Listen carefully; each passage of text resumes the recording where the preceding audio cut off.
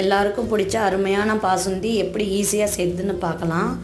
முதல்ல நம்ம அடுப்பு மேலே ஒரு பாத்திரத்தை வச்சுட்டு 1/2 லிட்டர் அளவுக்கு பால் சேர்த்து நல்லா சுண்ட காய்ச்சிக்கலாம். பால் நல்லா திக்காக இருக்கணும். இப்போ ஊற வச்ச குங்குமப்பூவையும் அதில் சேர்த்துட்டு 3 டேபிள் ஸ்பூன் சர்க்கரையும் சேர்த்துக்கலாம். இப்போ கட் பண்ணி வச்சுருக்கிற நட்ஸ் எல்லாம் சேர்த்துக்கலாம். 5 பாதாம், 5 பிஸ்தா, 5 முந்திரி எல்லாமே சேர்த்துட்டு 1/4 டீஸ்பூன் ஏலக்காய் தூளையும் சேர்த்துட்டு நல்லா கலந்துக்கோங்க.